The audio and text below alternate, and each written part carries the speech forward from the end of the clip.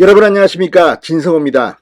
민주당 전당대회 돈봉투 사건과 관련해서 송영길 전 대표 지금 프랑스 파리에서 귀국을 거부하고 있습니다. 22일 날 기자회견을 연답니다.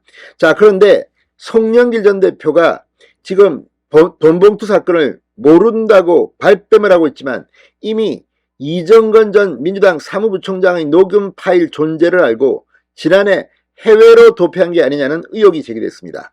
그리고 이 의혹을 제기한 사람은 다름이 아니라 문재인 청와대 초대 국민소통 수석을 맡아서 문재인의 복심이라고 불리기도 했던 윤영찬 의원입니다.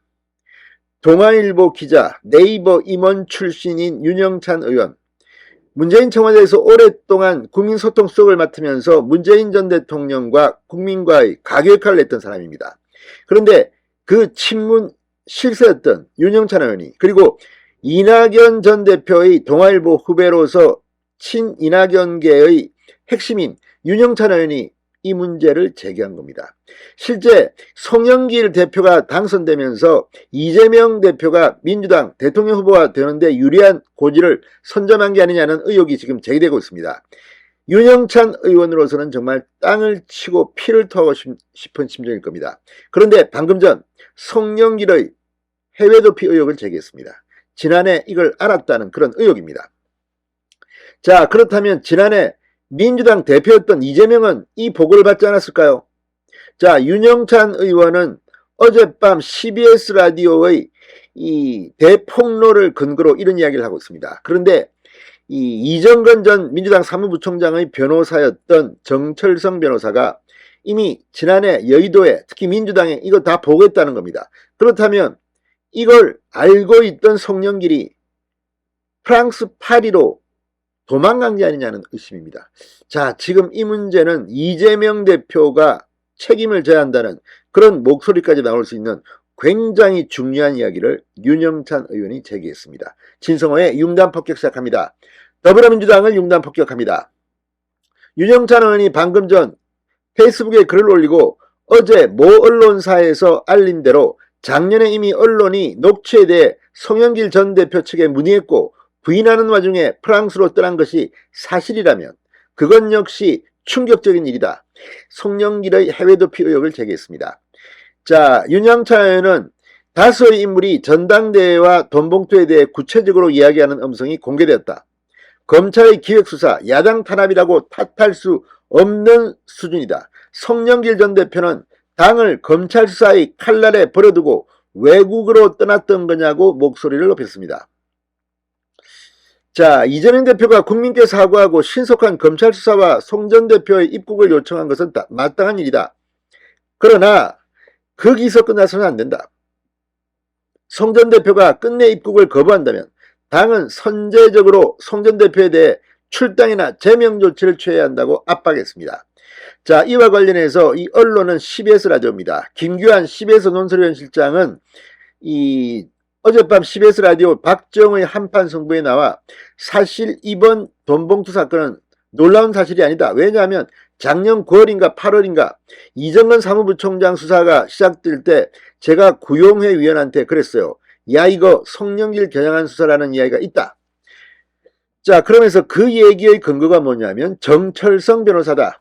정철성 변호사가 이정건 부총장 변호인이었잖나.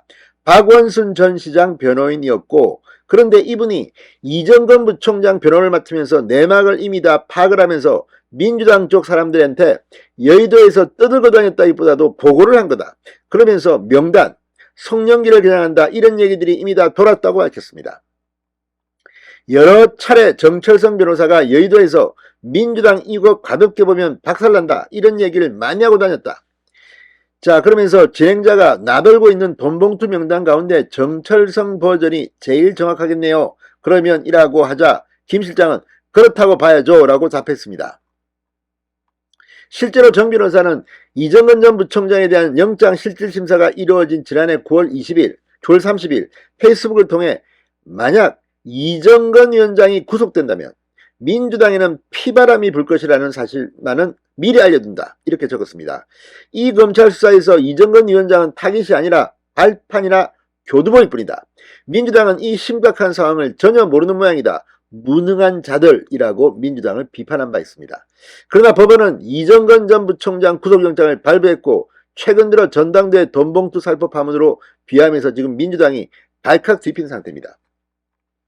자, 그렇다면 정철성 변호사가 민주당에 이렇게 보고했다는 이 CBS 라디오의 말이 맞다면 이재명 대표에게까지 보고 앉았을 가능성이 있습니까?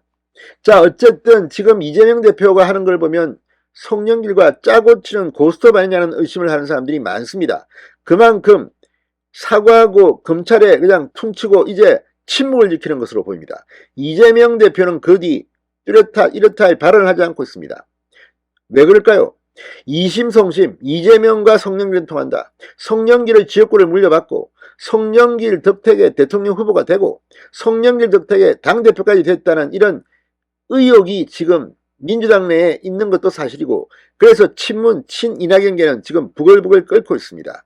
오늘 민주당 최대 규모의 모임 더미래가 입장문을 냈습니다. 자, 이제 송영길은 해외 도피 의혹에 휩싸여져 있고 이재명 대표는 그 배후에 있는 것은 아닌가 이런 의심도 들고 있습니다. 지금 민주당 지도부는 혹상 망했습니다. 진성호의 윤간 폭격이었습니다. 여러분 감사합니다.